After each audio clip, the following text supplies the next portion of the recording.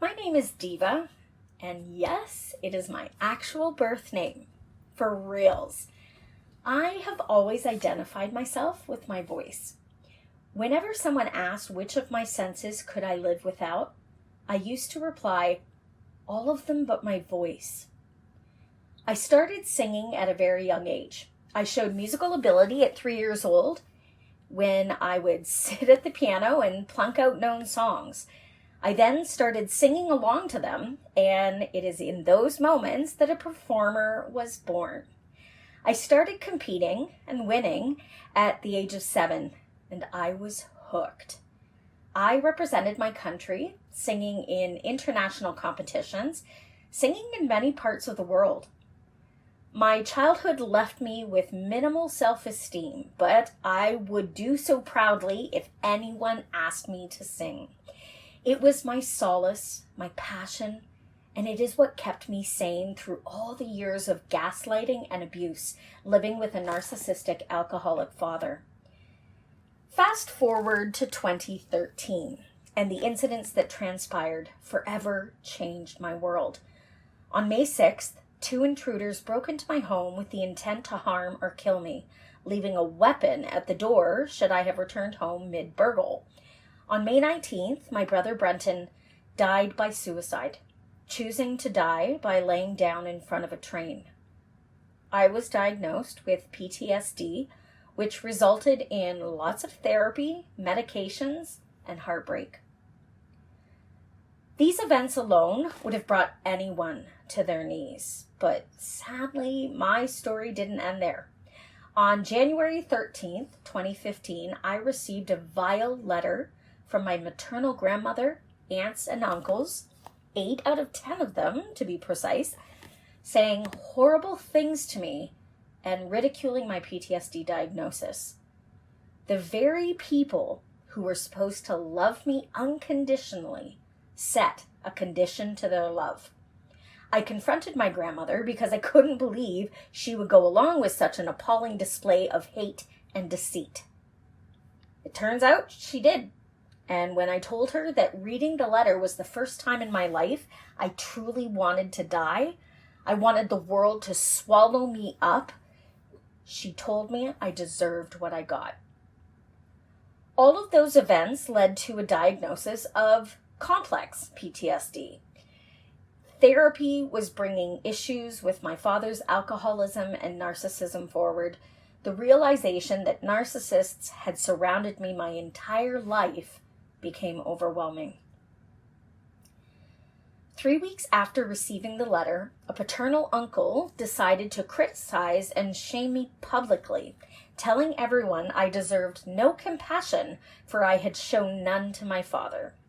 His accusations were built on the lies my dad had told him.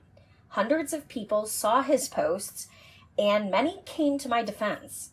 It wasn't until one of my university professors put him in his place, trying to stand up for me, that I indeed recognized the magnitude of what was happening, and I crumbled. I went to work the next time only to have my students' parents approach me to hug me. They commented on how awful my uncle was to do what he did. It is then that I realized just how many people saw my uncle airing his ugly, petulant opinions specifically intended to hurt me. I managed to keep it all together until October 18th, 2015. The school where I was working was highly toxic and had been for years. Our boss was abusive to all the women. She often spared the men, and she relentlessly would go after one person at a time. It seemed to be my turn, and she chose to do it while I was away with students on a choir retreat. I had a complete breakdown. That was the end of me, and it was the beginning of my voice being silenced. I spent years off work, in therapy, going to group therapies for suicide survivors, and trying to make sense of all the traumatic incidents that had happened within 2 years. Every day was a struggle to stay alive.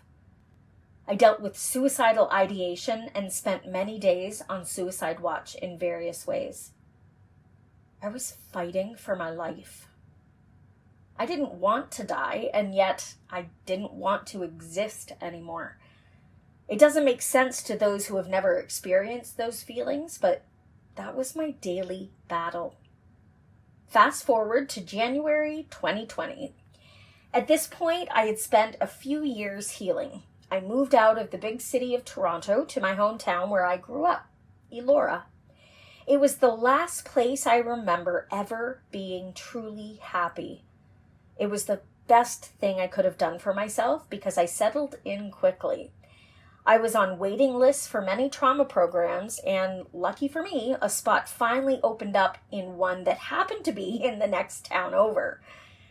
My healing truly began with a group of the strongest, most amazing women I had ever come to know. I made a vow after reading a woman's response on Facebook to the question asking everyone how long they had been dealing with PTSD. Her answer was 43 years and counting. I was stunned. I decided at that moment that my story would be different. I was going to do whatever it took to heal and move forward. My journey had begun, and I was willing to try anything. I did yoga, meditation, soul coaching, did a course on angels, did my Reiki level 1, read every book I could find on moving forward and self-improvement. The list goes on and on. It started working. I felt stronger and more capable of taking on the world, but I still hadn't found my voice. It had been at least 4 years since I had sung in public. There was one final confrontation to be had, and sadly, it ended many friendships. I stood up for what I believed in and had taken on the responsibility of confronting someone head-on instead of participating in the endless talking behind their back.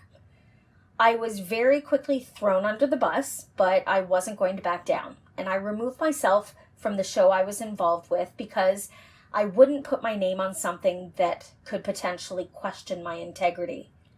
Sadly, these people I had called friends used my mental health against me and told me I needed more therapy and needed help.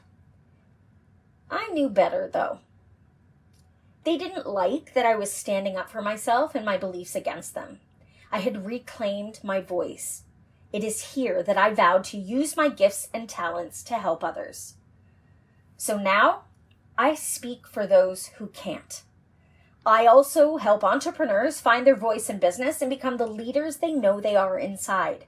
I teach them better ways of connecting and communicating, which will help them in their business and at home and in all their relationships.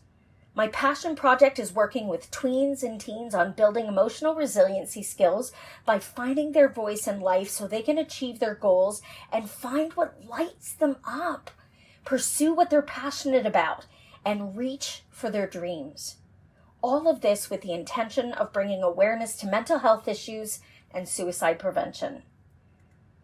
Before succumbing to cancer, my friend Allison's motto was to hear her roar as a way of fighting. In honor of her and my deep felt love and respect for her, I shall take on the same. Hear me roar.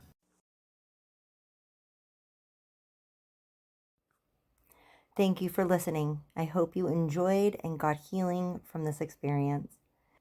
Please go ahead and hit those 3 buttons, like, subscribe, and sign up for notifications so you're always getting the newest meditations and healing goodness that I offer.